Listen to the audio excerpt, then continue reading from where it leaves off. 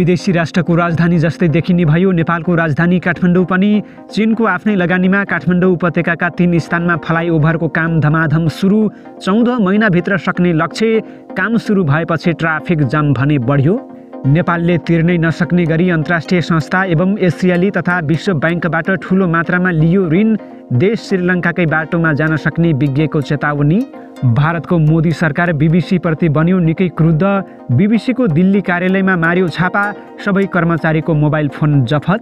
र नेपाल भारत विदेश सचिव स्तरीय बैठकमा कालापानीको बारेमा नेपालले उठायो कुरा, तर भारतीय विदेश सचिव भने मौन बसे। नमस्कार, ग्रेटर नेपाल टिभीले तयार पारेको अन्तर्राष्ट्रिय न्युजहरूको सङ्गालो ग्रेटर न्युजबाट यहाँलाई हार्दिक स्वागत छ। अब ग्रेटर न्युज विस्तारमा। ललितपुरको ग्वारको चोकमा फ्लाइओभर निर्माण कार्य सुरु भएसँगै सडकमा ट्राफिक जाम बढ्न थालेको छ। ग्वारको चोकमा गत शनिबारबाट फ्लाइओभर निर्माण कार्य सुरु भएपछि सडकमा ट्राफिक जामको समस्या बढ्दै गएको हो। फ्लाइओभर निर्माण सम्पन्न नहुन्जेलसम्म बिहान 6 बजेदेखि कोटेश्वरबाट साद्धो बाटोतर्फ जाने यात्रुवाहक, मालवाहक तथा 2 पाङ्ग्रे सवारी साधनलाई बालकुमारी पुलबाट सर्भिस लेनमा र साना 4 पाङ्ग्रे सवारी साधनलाई द्रुत मार्गबाट सञ्चालन गरिए पनि सडक जाम कम हुन सकेको छैन। चक्रपथको विस्तारित खण्ड कोटेश्वरदेखि कलङ्कीसम्म मुख्य जाम हुने 3 ठाउँमा फ्लाइओभर निर्माण गर्ने योजना अनुसार ग्वारको चोकमा फ्लाइओभर निर्माण गर्न लागिएको हो। ललितपुरको ग्वारको चोकमा बन्ने फ्लाइओभर निर्माणको काम 14 महिनाभित्र सक्ने लक्ष्य रहेको छ। चक्रपथ विस्तार योजना अन्तर्गत विस्तारित सडक खण्डमा कोटेश्वरदेखि कलङ्कीसम्म जाम हुने 3 क्षेत्रमा फ्लाइओभर निर्माण गरिनेछ। यस अन्तर्गत ग्वारको चोकमा पहिलो फ्लाइओभर निर्माण हुन लागेको हो। 6 मिटर उचाइ हुने फ्लाइओभर अन्तर्राष्ट्रिय मापदण्ड अनुसार निर्माण गरिनेछ। कुल 455 मिटरको लम्बाइ हुने फ्लाइओभरमा ग्राउन्ड क्लियरेन्स 6 मिटर हुनेछ भने फ्लाइओभरमा सवारी साधन चढ्नका लागि 180 मिटर दायाँतर्फ र 110 मिटर बायाँतर्फ र्याम्प निर्माण गरिनेछ। सुरुमा ब्यारिकेडहरू राखेर काम सुरु गरिनेछ। काठमाडौँको धेरै सवारी जाम हुने क्षेत्रमध्ये ग्वारको पनि एक रहेको छ। आइतबार सार्वजनिक भएको चालु आर्थिक वर्ष 2079-80 को बजेटको अर्धवार्षिक समीक्षा प्रतिवेदन अनुसार गत पुष मसान्तसम्ममा सरकारले रु 30 अर्ब आन्तरिक र 26 अर्ब 46 करोड बाह्य ऋण उठाएको छ। यही अवधिमा सरकारले लिएको वैदेशिक अनुदान रु 8 अर्ब 12 करोड बराबर रहेको छ। सरकारले वार्षिक नीति तथा कार्यक्रम कार्यान्वयनका लागि आन्तरिक तथा बाह्य ऋण र वैदेशिक अनुदान लिने गरेको छ। चालु तथा आगामी आर्थिक वर्षका लागि विकास सहायता परिचालन गर्ने गरी विभिन्न विकास साझेदारसँग छलफल तथा वार्ता भइरहेको अर्थ मन्त्रालयले जनाएको छ। 1 दर्जनभन्दा बढी विकास साझेदारसँग ऋण र अनुदानका लागि पहल भइरहेको बजेटको अर्धवार्षिक समीक्षा प्रतिवेदनमा उल्लेख रहेको छ। समीक्षा प्रतिवेदन अनुसार सरकारले काङ्कडभिट्टा लौहकी सडक खण्ड कार्यान्वयनका लागि एसियाली विकास बैंक एडीबीबाट अमेरिकी डलर 30 करोड अर्थात् रु 39 अर्ब सहुलियतपूर्ण ऋण लिनका लागि पहल गरिरहेको छ। त्यस्तो ऋण लिनका लागि एडीबीसँग वार्ता भइरहेको अर्थ मन्त्रालयले जनाएको छ। विद्यालय क्षेत्र सुधार कार्यक्रमका लागि विश्व बैंकबाट अमेरिकी डलर 10 करोड अर्थात् रु 13 अर्ब बराबरको सहुलियतपूर्ण ऋण लिने सरकारको तयारी रहेको छ। यस्तो ऋण प्राप्त गर्न विश्व बैंकसँग वार्ताको चरणमा रहेको सरकारको भनाइरहेको छ। त्यस्तै विश्व बैंकबाटै गुणस्तरीय स्वास्थ्य प्रणाली आयोजनाका लागि अमेरिकी डलर 10 करोड अर्थात् करिब 13 अर्ब रुपैयाँ बराबरको सहुलियतपूर्ण ऋण लिन लागिएको छ। यो ऋण सहायता प्राप्त गर्न आयोजना दस्तावेज तयार भइसकेको जनाइएको छ। नेपालको वित्तीय क्षेत्र पुनर्संरचना कार्यक्रम अन्तर्गत विश्व बैंकबाट अमेरिकी डलर 10 करोड अर्थात् करिब 13 अर्ब बराबरको बजेटरी सहायताका लागि सहुलियतपूर्ण ऋण लिन लागिएको पनि अर्थ मन्त्रालयले प्रतिवेदनमा उल्लेख गरेको छ। त्यस्तै फाइनान्स फर ग्रोथ कार्यक्रम अन्तर्गत विश्व बैंकबाट अमेरिकी डलर 10 करोड अर्थात् करिब 13 अर्ब बराबरको बजेटरी सहायता लिने तयारी भइरहेको जनाइएको छ। कुल 635 मेगावाट विद्युत उत्पादन क्षमताको दुधकोशी जलाशययुक्त जलविद्युत आयोजना कार्यान्वयनका लागि एसियाली विकास बैंकले प्रारम्भिक सहमति जनाइसकेको छ। यो आयोजना कार्यान्वयनका लागि एसियाली विकास बैंकबाट अमेरिकी डलर 58 करोड अर्थात् करिब 75 अर्ब 40 करोड बराबरको सहुलियतपूर्ण ऋण प्रदान गर्ने आशय प्राप्त भएको छ। यो आयोजनामा अन्य दात्री निकायबाट पनि लगानी जुटाउन समन्वय भइरहेको छ, बजेटको अर्धवार्षिकी समीक्षा प्रतिवेदनमा बताइएको छ। त्यसैगरी 1061 मेगावाट विद्युत उत्पादन क्षमता रहेको माथिल्लो अरुण जलाशययुक्त जलविद्युत आयोजना कार्यान्वयनका लागि विश्व बैंकबाट अमेरिकी डलर 50 करोड अर्थात् करिब रु 65 अर्ब बराबरको सहुलियतपूर्ण ऋण सहायता जुटाउन गृह कार्य भइरहेको छ। यो आयोजनामा बाँकी रकम जुटाउन अन्य सम्भाव्य लगानीकर्तासँग समन्वय भइरहेको पनि अर्थ मन्त्रालयले बताएको छ। भन्सार पुनर्संरचना कार्यक्रम कार्यान्वयनका लागि एसियाली विकास बैंकबाट अमेरिकी डलर 5 करोड अर्थात् करिब 6 अर्ब 50 करोड बराबर सहुलियतपूर्ण ऋण सहायता प्राप्त गर्ने क्रममा रहेको छ। सार्वजनिक वित्तीय व्यवस्थापन तथा सेवा प्रवाह सुधार कार्यक्रम कार्यान्वयनका लागि एसियाली विकास बैंकबाट ऋण लिन लागिएको छ। यो कार्यक्रमका लागि अमेरिकी डलर 10 करोड अर्थात् करिब 13 अर्ब बराबरको सहुलियतपूर्ण ऋण प्राप्त गर्न पूर्व तयारीको केही काम पूरा गर्न बाँकी रहेको मन्त्रालयले जनाएको छ। स्थानीय पूर्वाधार सहायता कार्यक्रम कार्यान्वयनका लागि बेलायत सरकारबाट अनुदान सहायताको रूपमा पाउन्ड स्टर्लिङ 9 करोड अर्थात् करिब 14 अर्ब 40 करोड बराबर प्राप्त गर्न समझदारीको मस्यौदामा छलफल भइरहेको छ।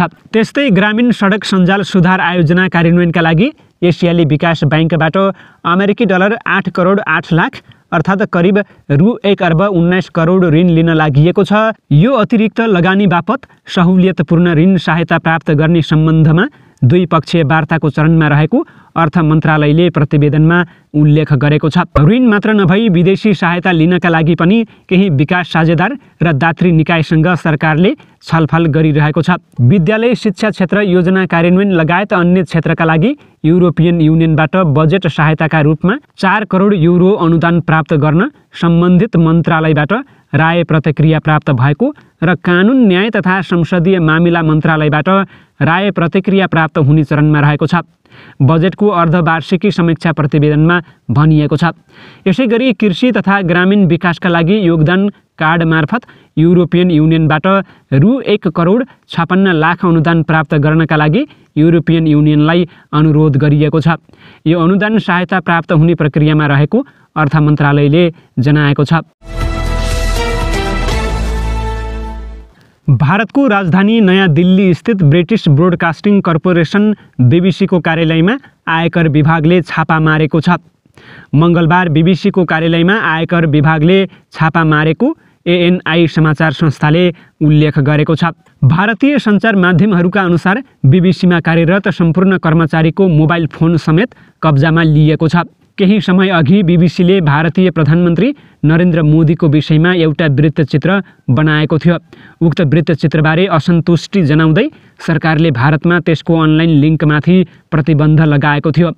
मोदी गुजरात राज्यको मुख्यमन्त्री हुँदा सन् 2002 भएको साम्प्रदायिक दङ्गाको विषयलाई लिएर तयार पारिएको उक्त वृत्तचित्रको पहिलो भाग 17 जनवरीमा सार्वजनिक भएको केही समयमा नै भारतमा ब्लक गरिएको थियो। भारतको सूचना तथा प्रसारण मन्त्रालयले आईटी नियमलाई आधार बनाएर बीबीसीको सामग्रीले साम्प्रदायिकतामा खलल ल्याउने भन्दै उक्त भिडियो राखिएका लिङ्क र सामाजिक सञ्जालका खाताहरू बन्द गर्न निर्देशन दिएको थियो।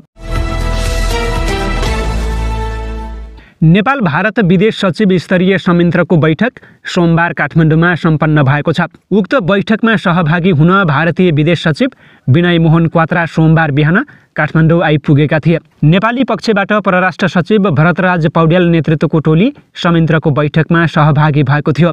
संयन्त्रको बैठकमा नेपाली पक्षले भैरवा स्थित गौतम बुद्ध अन्तर्राष्ट्रिय विमानस्थलका लागि हवाई प्रवेश मार्ग उपलब्ध गराउन र नेपाल भारत सीमामा रहेको समस्या समाधानका विषय उठाएको परराष्ट्र मन्त्रालयले बताएको छ। भैरव हवामा विमानस्थल तयार भए पनि जहाजभित्र नै प्रवेश मार्ग नहुँदा पूर्ण रूपमा सञ्चालनमा आउन पाएको छैन। यसका लागि भारतीय आकाश आवश्यक पर्छ। हाल जहाजहरूले एकमात्र प्रवेश मार्ग सिमरा हुँदै आउने अनुमति पाएका छन्। उक्त विमानस्थल पूर्ण रूपमा सञ्चालन गर्न नेपाललाई थप प्रवेश मार्ग आवश्यक पर्ने हुँदा भारतलाई आग्रह गरिएको हो। बैठकपछि परराष्ट्र मन्त्रालयले जारी गरेको विज्ञप्तिमा भनिएको छ, नेपालका परराष्ट्र सचिवले थप हवाई प्रवेश मार्गका साथै सीमा नजिकको भैरहवा स्थित गौतम बुद्ध अन्तर्राष्ट्रिय विमानस्थल सञ्चालनका लागि चाँडो सहमतिका लागि नेपाल सरकारको अनुरोध दोहोर्याउनुभयो। तर भारतले सार्वजनिक गरेको विज्ञप्तिमा भने उक्त कुरा उल्लेख गरिएको छैन। यस्तै संयन्त्रको बैठकमा सहभागी परराष्ट्र मन्त्रालयका एक अधिकारीका अनुसार संयन्त्रको बैठकमा परराष्ट्र सचिव पौडेलले उक्त प्रस्ताव राख्दा क्वात्रा मौन बसेका थिए। नेपालले संयन्त्रको बैठकमा सीमामा रहेका विवाद समाधान र नेपाल भारतका प्रबुद्ध समूहले बनाएको प्रतिवेदन बुझ्न पनि प्रस्ताव गरेको बताइएको छ। दुई विदेश सचिव बीच सीमा विवादका विषयमा पनि छलफल भएको थियो। यस सम्बन्धमा उहाँहरूले स्थापित द्विपक्षीय संयन्त्र मार्फत बाँकी रहेका खण्डहरूमा सीमा नाकाको काम पूरा गर्ने विषयमा विचार आदान प्रदान भएको थियो। परराष्ट्र मन्त्रालयको विज्ञप्तिमा उल्लेख रहेको छ, तर भारतीय पक्ष यो विषयमा पनि मौन रहेको छ। यसअघि भदौमा भारतको राजधानी नयाँ दिल्लीमा भएको यही संयन्त्रको बैठकमा पनि नेपाली पक्षले यी विषयमा छलफल भएको दाबी गरेको थियो। उक्त समयमा पनि भारतले नोट गरेको थिएन। तत्कालीन प्रधानमन्त्री केपी शर्मा ओली नेतृत्वको नेकपाको सरकारले 2077 जेठमा लिम्पियाधुरा लिपुलेकको भूभाग समेटेर नेपाली नक्सा जारी गरेपछि सीमाको विषयमा नेपाल भारतको सम्बन्धमा तिक्तता सुरु भएको थियो। त्यसअघि 2076 कार्तिकमा भारतले लिपुलेकसम्मकै नक्सा जारी गरेपछि नेपाली पक्षले आफ्नो भूमि भएको दाबी गर्दै आएको थियो र 2077 जेठमा नक्सै जारी गरेको थियो। यस्तै संयन्त्रको बैठकमा विकास साझेदारी, ऊर्जा सहकार्य, व्यापार तथा आर्थिक सहकार्य, संस्थागत सम्पर्क र जनता बीचको सम्बन्ध लगायत भारत र नेपाल बीचको बहुआयामिक सहयोगका विविध पक्षबारे व्यापक छलफल भएको बताइएको छ।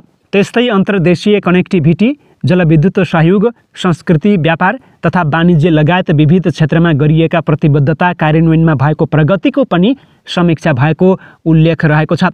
यसैगरी रेलमार्ग कनेक्टिभिटीको सम्बन्धमा दुवै पक्षले जयनगर, कुर्था, बिजलपुर, बर्दिवास र जोगबनी विराटनगर रेल परियोजनाका बाँकी खण्डको निर्माण चाँडै सम्पन्न गरी सञ्चालनमा ल्याउने सहमति भएको विज्ञप्तिमा उल्लेख रहेको छ। साथै दुई पक्षबीच प्रस्तावित रक्सौल काठमाडौँ रेल परियोजनालाई अगाडि बढाउन आवश्यक पर्ने प्रक्रियागत कार्यलाई द्रुत गतिमा अगाडि बढाउने सहमति पनि भएको उल्लेख रहेको छ।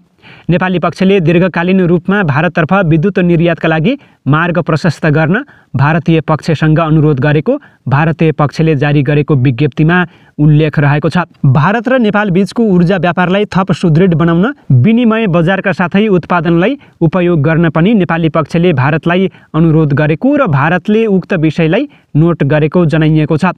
नेपालले भारतलाई 2022 को मध्यबाट 442 मेगावाट विद्युत निर्यात गरेको थियो। विदेश सचिव क्वात्राले भारत अध्यक्ष रहेर यो वर्ष आयोजना गर्ने G20 को फाइनान्स ट्र्याकमा सहभागिताका लागि नेपाललाई निमन्त्रणा गरेका छन्। यस्तै संयन्त्रको बैठक लगत्तै क्वात्रा उच्च राजनीतिक भेटमा सक्रिय भएका छन्। सचिव क्वात्राले सोमबार नै राष्ट्रपति विद्यादेवी भण्डारी, प्रधानमन्त्री पुष्पकमल दाहाल प्रचण्ड, परराष्ट्र मन्त्री डाक्टर विमला राई पौड्यालसँग शिष्टाचार भेटवार्ता गरेका छन्। उक्त भेटका क्रममा दुवै पक्षले दुई देशबीचको विशिष्ट सम्बन्धलाई अझ सुदृढ गर्ने र दुई देशका जनताको हितका लागि बहुआयामिक विकास सहयोगलाई विस्तार गर्ने उपायहरूबारे छलफल भएको उल्लेख रहेको छ। यस्तै सचिव क्वात्राले सोमबारै पूर्व प्रधानमन्त्रीद्वय शेरबहादुर देउबा र केपी शर्मा ओलीसँग पनि शिष्टाचार भेटवार्ता गरेका छन्। क्वात्राले मङ्गलबार नेपाल सरकारका वरिष्ठ अधिकारी र अन्य नेताहरूसँग भेटघाट गर्ने कार्यक्रम रहेको छ। उनी आजै साँझ स्वदेश फर्कने कार्यक्रम रहेको छ।